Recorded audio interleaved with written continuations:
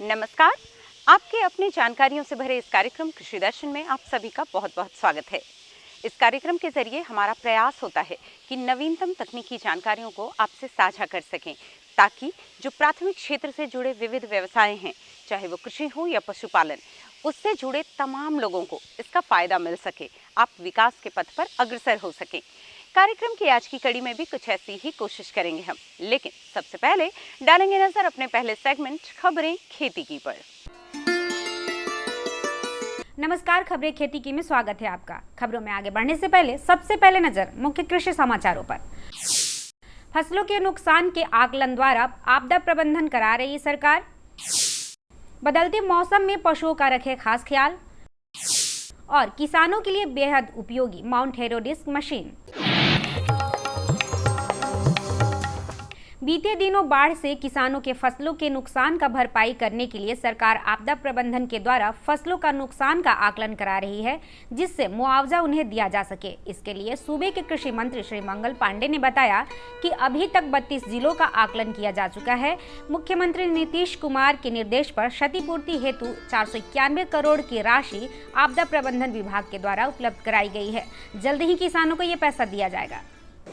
अभी तक जो हम सब लोगों ने 32 जिलों का आकलन किया था, उस संदर्भ में कृषि विभाग ने आपदा प्रबंधन विभाग को उसका एक एस्टिमेट भेजा था, जिसके संदर्भ में 491 करोड़ रुपए की ज़रूरत थी और 491 करोड़ की राशि आपदा प्रबंधन विभाग से उपलब्ध कराई गई है। बहुत शीघ्र आदरणीय मुख्यमंत्री जी के निर्देश पे ये सब कुछ हो रहा है। पशुपालक भाई बहनों, अब शीत ऋतु का आगमन शुरू हो रहा है। इन दिनों प्रायः देखा जा रहा है कि सुबह और शाम के समय वातावरण में ठंड रहती है। ऐसे में मौसम में पशुओं में ठंड लगने की संभावना हो सकती है। इससे बचाव के लिए सर्द हवा में अपने पशुओं को नहीं निकालें, उन्हें धूप होने के बाद ही बाहर निकालें। अगर आपके पशु बीमार पड़ जाते हैं तो नज़दीक के डॉक्टर से तुरंत इलाज कराएं। किसान भाई बहनों, यदि आप बैंगन और टमाटर की खेती करने जा रहे हैं तो अच्छी और स्वस्थ फसल प्राप्त करने हेतु काले प्लास्टिक से मल्चिंग अवश्य करें। इससे खरपतवार पर नियंत्रण किया जा सकता है। आईसीआर पटना के वरीय वैज्ञानिक डॉक्टर शिवानी ने बताया, मल्चिंग से सूर्य की रोशनी सीधे खरपतवार पर नहीं पड़ती है और वे सूख जाते हैं। इससे फसल उन्नत होती है। किसान भाई बहनों, केले का उत्पादन और उपयोग हमारे क्षेत्र में बड़े पैमाने पर होता है। ऐसे में यदि आप केले की खेती करना चाह रहे हैं तो G9 इसका उन्नत प्रभेद है। इसमें पनामा बेल्ट नहीं लगता है और इसकी फसल की गुणवत्ता भी अच्छी होती है। इसके अलावा मालभोग और चीनियाँ भी लगा सकते हैं। इनकी मांग भी बाजार में काफ़ी ज़्यादा है। केला एक प्रमुख फसल है जिसका उत्पादन बिहार में बड़े पैमाने पर होता है। केले को हम 2 प्रजातियों में बांट सकते हैं। पहला वो जिसे फल के रूप में खाया जाता है, जबकि दूसरा वो जो शाक भाजी के रूप में खाया जाता है। इसके उन्नत प्रभेदों का प्रयोग कर किसान बेहतर लाभार्जन कर सकते हैं। फल की उन्नत किस्मों में चंपा, अमृत सागर, बसराई, डवार्फ, सफ़ेद बेलची, लाल बेलची, हरी छाल, मालभोग, मोहनभोग और रोबस्टा आदि प्रमुख है। इसी प्रकार शाक भाजी की उन्नत प्रजातियों में मंथन, हजारा, अमृतमान, चंपा, काबुली, कैंपियरगंज तथा रामकेला प्रमुख है। सफलता की इस महत्वपूर्ण कड़ी में आज हमसे जुड़ रहे हैं ग्राम मीनापुर जिला वैशाली के प्रगतिशील किसान चिंटू कुमार। ये फूल गोभी की खेती कर लागत मूल्य से दोगुना मुनाफा कमा रहे हैं। इनका कहना है कि कीटों के प्रकोप ज्यादा होने की वजह से दवा छिड़काव करना पड़ता है, फिर भी फसल अच्छी हो जाती है। आइए जानते हैं उनकी सफलता की कहानी उनकी ही जुबानी। अभी फिलहाल 10 कट्टा गोभी लगा हुआ है। इसमें लागत अभी 25 से 30 हज़ार रुपया लग गया है। मुनाफा वही 50 से 60 हज़ार के बीच में आने की संभावना है।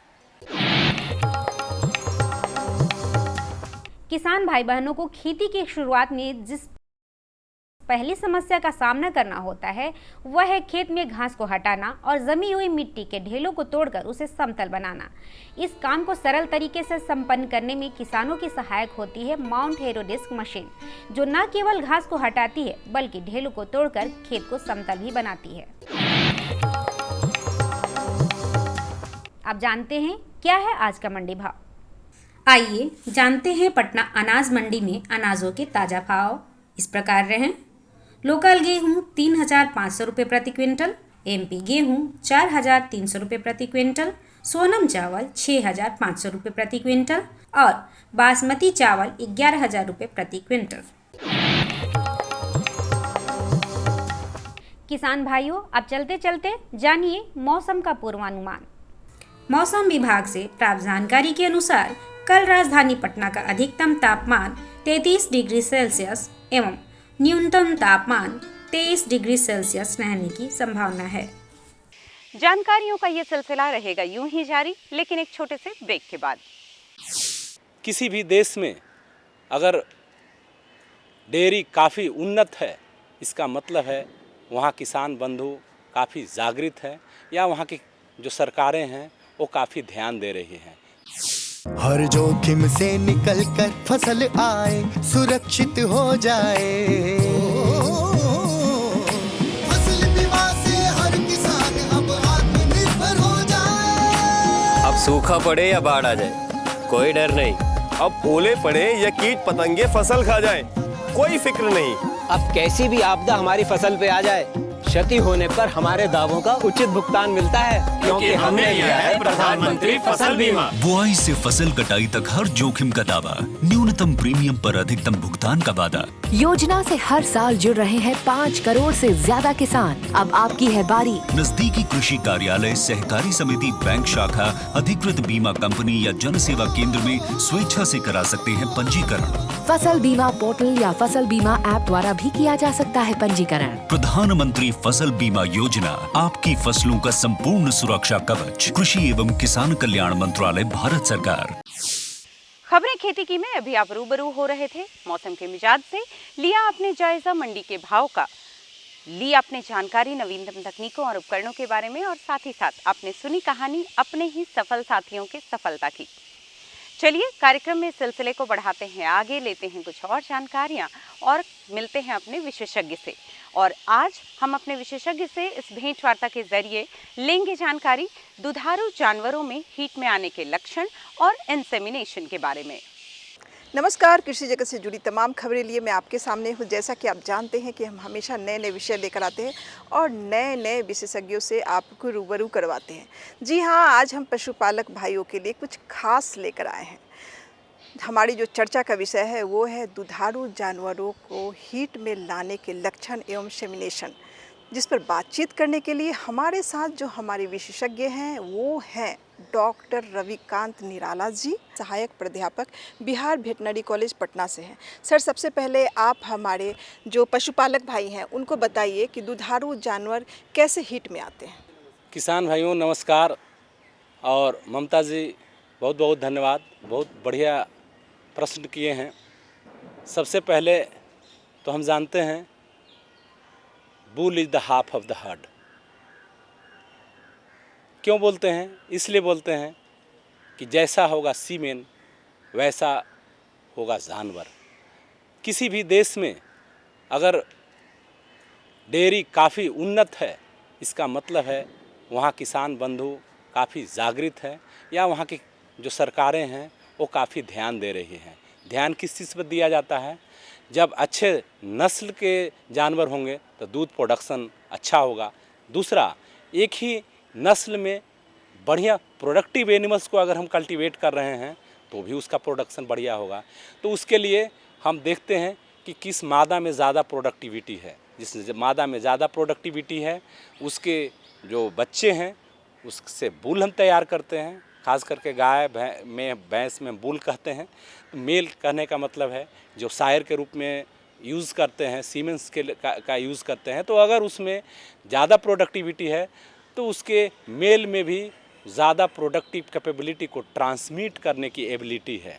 तो जिस देश में ज़्यादा मिल्क प्रोडक्शन है समझिए वहाँ का किसान बंधु सिलेक्शन किए हैं अच्छे नस्ल के जानवर को, और अच्छे नस्ल से ज़्यादा महत्वपूर्ण है कि उसके जो मेल काफ हैं उसको रियरिंग किया गया है और उसको सिलेक्ट करके सीमेन तैयार किया गया है। सीमेन को जो है दूसरे जानवर में जब हीट में आती है तो डालते हैं। तो यहाँ पे सबसे महत्वपूर्ण है कि सीमेन कितने बार जानवर से लिया जाए। तो एक बुल से हम लोग नॉर्मली सप्ताह में 2 बार सीमेन लेते हैं, और एक बार जब सीमेन हम कलेक्ट करते हैं तो उससे करीब करीब वॉल्यूम पर डिपेंड करता है। बड़े साइज़ के एनिमल्स हैं तो थोड़ा सा ज़्यादा होगा, कम है तो थोड़ा कम होगा। 1.5 से 2 ml अगर सीमेन प्रोड्यूस करते हैं तो उसको हम लोग डाइल्यूट करते हैं। और डाइल्यूट किस चीज़ में करते हैं तो नॉर्मली जो है एक योग साइट्रेट और कोकोनट वाटर, ये 2 में डाइल्यूट किया जाता है, रखा जाता है, और इसके बाद उसको कई एनिमल्स में स्ट्रॉ में हम लोग इंसेमिनेट करते हैं। तो 300 से 400 एनिमल्स को हम लोग इंसेमिनेट करते हैं। यानी अगर कोई गाय है या भैंस है जिसकी प्रोडक्टिविटी ज़्यादा है तो उससे बुल तैयार किए। तो इम्पोर्टेंट क्या है कि गाय में देखा गया है कि 50 लीटर, 60 लीटर, 80 लीटर तक रिकॉर्ड्स देखा गया है। तो 80 लीटर वाले गाय का बुल तैयार करेंगे, मेल होगा, और उसका सीमेन तैयार करेंगे, और उस सीमेन को डाइल्यूट करके अगर हम एक बार सीमेन एक बार में लेते हैं और उस सीमेन को 400 जानवर में डालें तो 400 एनिमल को हम प्रेग्नेंट कर सकते हैं। तो जो 80 लीटर की कैपेबिलिटी उस एनिमल्स में हो गया जिसमें हम डाल रहे हैं, तो उसका आधा कैपेबिलिटी दूसरे एनिमल्स में चल गया, और उसके बाद जो बाछी होगी उसमें प्रोड्यूसिंग कैपेबिलिटी उस 80 लीटर का आधा प्रोड्यूसिंग कैपेबिलिटी उसमें आ जाएगा। तो इस तरह से हम कहते हैं bull is the half of the heard. चूँकि 200 और 400 एनिमल्स को एक बार सीमेन हम लेकर के हम कंसीव करवा रहे हैं और उससे हम हाई क्वालिटी और हाई प्रोडक्टिव एनिमल्स पैदा कर रहे हैं, तो उस हर्ड का हाफ तो ही हो गया ना। इसलिए मिल्क प्रोडक्शन इस तरह से हम बढ़ाते हैं। तो सही बताएं कि जो है किस तरह से हम सीमेन को यूज़ करते हैं और क्यों जो है गर्भाधारण इम्पोर्टेंट है।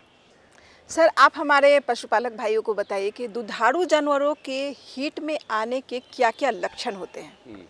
हाँ, दुधारू जानवर के हीट में आने के लक्षण, कई लक्षण हैं जिससे हम लोग देख सकते हैं कि जानवर हीट में है। मोस्टली जितने एनिमल्स हैं सभी एनिमल्स हीट में आती है, लेकिन हमको डायग्नोज करना है। 2 तरह से डायग्नोज करते हैं। एक तो फिजिकल मेथड से मॉर्फोलॉजिकली हम लोग देख करके ऑब्जर्व करके देख सकते हैं कि ये जानवर हीट में है, और दूसरा अगर हमको एनालिसिस करना है तो भी हम लोग डायग्नोसिस करते हैं और उसके बाद हम लोग समझ पाते हैं कि जानवर हीट में है। कुछ एनिमल्स हैं जो साइलेंट हीट में रहते हैं, हीट में रहती है लेकिन पता नहीं लगती है, आवाज़ नहीं देती है। तो हीट में आने के लक्षण जो है प्रमुख हम लोग देखेंगे तो 10-15 पॉइंट्स हैं जिसके बारे में हम लोग को जानना चाहिए। मोस्टली जो हम लोग कल्टीवेट करते हैं इंडिया में जानवर वो गाय और भैंस हैं, इसीलिए हम इन्हीं पर ज़्यादा चर्चा करते हैं। तो सबसे पहले जो जानवर हीट में आएगी, गाय हीट में आएगी, भैंस हीट में आएगी, वो सबसे सुबह जागने वाले एनिमल्स होगी। और सुबह जो जाग गई इसके बाद वो आइसोलेट होना चाहेगी, वो किनारा रहेगी, अकेले में रहना चाहेगी, झुंड से बाहर रहेगी। और उसके बाद अगर उसको माइन्यूटली ऑब्जर्व करिएगा तो जानवर स्ट्रेस में रहेगी, और वो क्या है कि वो खाना छोड़ देगी, पागुर करना छोड़ देगी। उसका देखिएगा हेयर तो खड़ा रहेगा, प्यूपिल देखिएगा साइज आई का तो बड़ा साइज किए हुए होगा, और काफ़ी अलर्ट मुद्रा में होगी वो जानवर, और सुबह से ही चिल्लाना शुरू कर देती है। कभी कभी कुछ एनिमल्स जो है चिल्लाना नहीं चाहती है, लेकिन आप इस एक्टिविटी से देखिएगा। इसके बाद आप एक एक चीज़ एक्टिविटी को देखिए। फ्रंटल साइड से देखिएगा, नोजल जो मज़ल उसका है और नोज़ है वो काफ़ी ड्राइज रहेगा। आमतौर पर देखते हैं कि मॉइस्ट और ह्यूमिड रहेगा, हमेशा पगुराते रहेगी, वो सब चीज़ नहीं देखिएगा। टेम्परेचर उसका देखिएगा राइज रहेगा, अगर टेम्परेचर मापिएगा, कान को भी छुइएगा तो काफ़ी टेम्परेचर। रेक्टल पल्पेशन से भी हम लोग देखते हैं। अगर हम और भी एक्टिविटीज़ देखते हैं तो जानवर बैठेगी नहीं, वो खड़ी रहेगी। दूसरे जानवर है तो दूसरे पर उसको चढ़ने की कोशिश करेगी, या अगर नहीं चढ़ पा रही है तो धक्का देने की कोशिश करेगी। अगर आप वहाँ पर जाइएगा, उसका जेनेटेलिया को छूइएगा तो वो रुक जाएगी, और जो रियर पोर्शन है उसको एक्सपेंड करने की कोशिश करिएगा। उसमें अगर जेनेटेलिया को देखिएगा, ऑब्जर्व करिएगा, तो रेडिश अपीयरेंस होगा उसमें, और म्यूकस डिस्चार्ज होगा। म्यूकस डिस्चार्ज तो पहले से ही शुरू हो जाता है, लेकिन पहले काफ़ी गाढ़ा होता है, लेकिन जब जिस दिन हीट में आएगी वो काफ़ी कम गाढ़ा होगी, और वो काफ़ी ट्रांसपेरेंट होगा। अगर हम उसको एनालिसिस देखेंगे तो उसको देखेंगे माइक्रोस्कोप से तो फर लाइक स्ट्रक्चर उसमें दिखेगा। इसका मतलब कि जानवर जो है हीट में है। तो हीट में इन्हीं सब चीज़ों से देख करके हम ऑब्ज़र्व करते हैं कि जानवर हीट में है, और उसके बाद उसको हम इंसेमिनेशन प्रोसेस कराते हैं। और जानवर में हीट खास ध्यान रखना होगा किसान भाइयों कि जब जानवर हीट में आ जाए तो तुरंत उसको इंसेमिनेशन नहीं कराना चाहिए, क्योंकि अगर जानवर मॉर्निंग में नॉर्मली 80% जानवर 90% आती है हीट में, 4 बजे 3 बजे या फिर 6 बजे के आसपास आती है हीट में, तो उसको शाम को 6 बजे के आसपास ही इंसेमिनेशन कराएंगे। इसलिए कि ओवा का जो रिलीज है, जो अंडा है, वो रिलीज 12 घंटा के बाद होता है, फैलोपियन ट्यूब में ही फ्यूजन होता है। तो हम इंसेमिनेशन जब करेंगे तो इसके बाद फ्यूजन सही समय में हो जाए और सही समय जाइगोट का डेवलपमेंट हो जाए, इसलिए उसको हम शाम को करते हैं, इंसेमिनेशन करवाते हैं। नॉर्मली 12 घंटा हम समय देते हैं गाय भैंस में। सर, आपने हमारे पशुपालक भाइयों को दुधारू जानवरों के बारे में इतनी अच्छी जानकारी दी, इसके लिए सर आपका बहुत बहुत धन्यवाद। धन्यवाद किसान भाई, धन्यवाद। तो पशुपालक भाइयों, इस कार्यक्रम में इतना ही। अगले कार्यक्रम में हम आपसे फिर मिलेंगे एक नए विषय और एक नए विशेषज्ञ के साथ। तब तक हमें और हमारी पूरी टीम को दीजिए इजाज़त। नमस्कार। जानकारियों का ये सिलसिला रहेगा यूं ही जारी, लेकिन एक छोटे से ब्रेक के बाद। कृषि दर्शन कार्यक्रम का कुछ बदला सा है अंदाज, क्योंकि कृषि और कृषि से जुड़े अलग सेगमेंट का हो चुका है आगाज। जानिए कैसे हो कम लागत में ज्यादा से ज्यादा पैदावार, जिससे बढ़े आमदनी और मुनाफा लगातार। सीखिए हमारे साथ कैसे हो हर मौसम के मुताबिक अपने पशुधन की उचित देखभाल, ताकि वे रहे सब स्वस्थ और किसान का जीवन हो खुशहाल। इसके साथ जानिए मंडी के ताजा भाव, मौसम का मिजाज, दैनिक कृषि समाचार हर हफ्ते सोमवार, बुधवार और शुक्रवार संध्या 5:30 बजे से सिर्फ दूरदर्शन बिहार पर कार्यक्रम कृषि दर्शन। ब्रेक के बाद एक बार फिर से आपका बहुत बहुत स्वागत है कार्यक्रम कृषि दर्शन में। और जैसा कि हमने आपसे वादा किया था कि हम कृषि और पशुपालन दोनों को साथ साथ लेकर चलते हैं, वैसे भी दोनों को अलग करके देखा भी नहीं जा सकता। तो अब बारी है एक दूसरी भेंटवार्ता की, जहां हम अपने विशेषज्ञ से बात करेंगे ईख में फसल सुरक्षा के बारे में। आइए लेते हैं जानकारी। किसान बंधुओं नमस्कार। किसी भी फसल को कीट एवं रोगों से बचाना आवश्यक होता है। अगर ऐसा नहीं करते हैं तो नुकसान होता है। ईख की बात करें तो ईख में कीटों का प्रभाव या कीट उसे बहुत अधिक प्रभावित करते हैं। तो आज हम चर्चा करेंगे ईख में फसल सुरक्षा के बारे में। इस विषय पर विस्तार से जानकारी देने के लिए आज हमारे साथ हैं ईख अनुसंधान संस्थान पूसा के सहायक प्राध्यापक सह वरीय वैज्ञानिक डॉक्टर अनिल कुमार। सर, आज के कार्यक्रम में आपका बहुत बहुत स्वागत है।